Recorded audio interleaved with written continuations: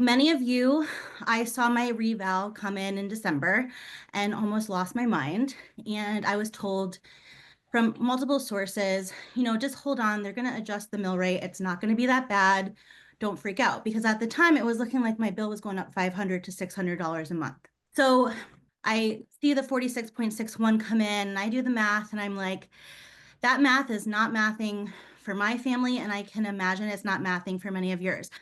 While I've grown up here, I've actually never felt more engaged in the community than I do this past week. It's really because of all of you. It takes a crisis and definitely hitting you where it hurts in your wallet to bring people together. So this past week, I spent so much time learning. I do not have all the answers. I am not an expert. My personal life, I work in business development, so I definitely know my way around a spreadsheet, but I don't know town budgets. And so I spoke to the people that were experts on this. I spoke to previous economic development people, finance people. I spoke with many legislative council members who are all really eager to collaborate with us. I've seen a lot of negative feedback towards them, but I just want to set the stage that there's a very collaborative bunch here to work with us, and they're here today to actually present on the topics. I'm not going to be the talking head the whole time. Throughout my learnings, my understanding of the financial situation in our town has changed drastically. I went from just demanding certain things to realizing what's possible, realizing what might not be possible, realizing that this is going to be a long game solution potentially, but there might also be some short term solutions. We're going to go over kind of how we got started very briefly. I'm going to talk to you about level setting on what is the mill rate, how it's adjusted. This is very high level, very quick.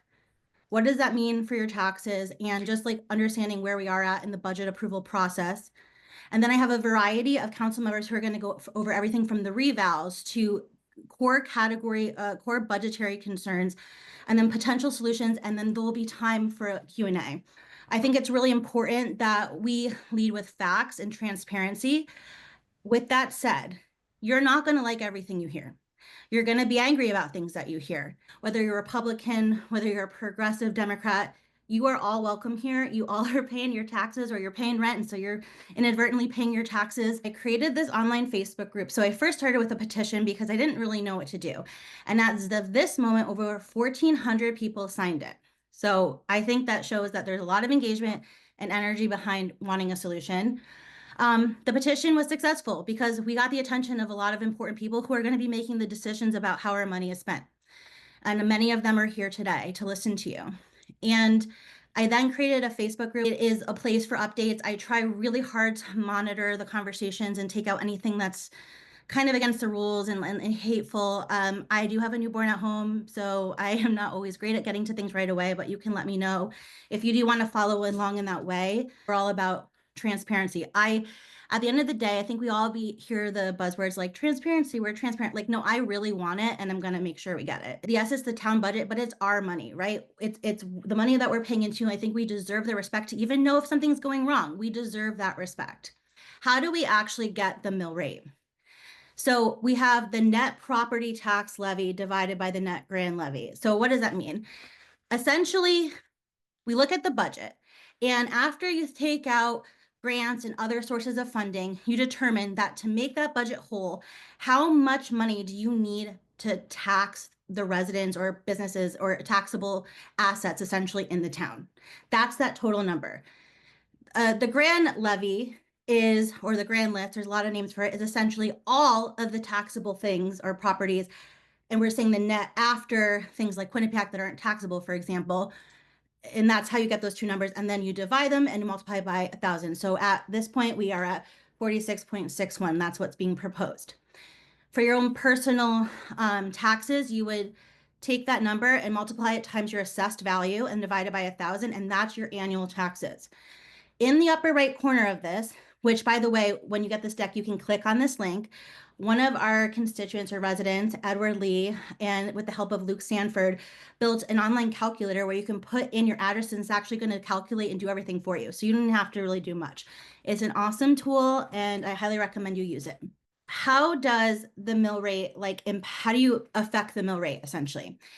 It's always a little bit different, but based on this particular budget, essentially, you either have to cut expenses by $5 million to lower at one point, or raise the revenue 5 points. Raising the revenue, $5 million, sorry. Raising the revenue is obviously a lot harder than cutting things, although it's kind of hard to cut things right now as well. So if people are saying they want a mid-30s mill rate. If we wanted a mill rate of 40, we'd essentially need to cut the budget $33 million, which is roughly the size of the Department of Education. I'm just sharing the scope of what we're dealing with. I'm not giving the solutions. There's a lot more to come, but I just want to level set that, like, that's the level of change that we're looking at, okay, when we're thinking about what's going on with our budget. So this is just information. I am not making statements about it. To understand the budget approval process, which, by the way, once again, you can click on this and actually get taken to the ClearGov software and see the whole budget yourself. It's really organized on the ClearGov through this ClearGov software, so it's pretty easy to look through. Essentially, the department heads submit their budgets to the mayor. The mayor reviews those requests, they create a budget proposal, and they give it to the legislative council.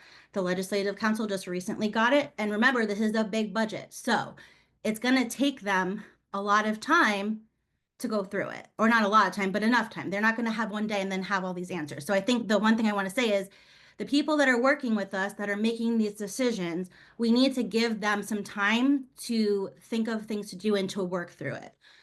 After that, the Finance Commission reviews it, makes recommendations, accepts public comments.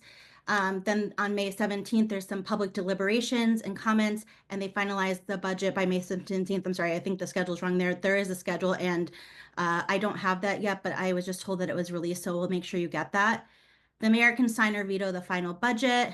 If it's vetoed, the legislative council can override it, and then the new budget begins on July 1st. That's just essentially the process.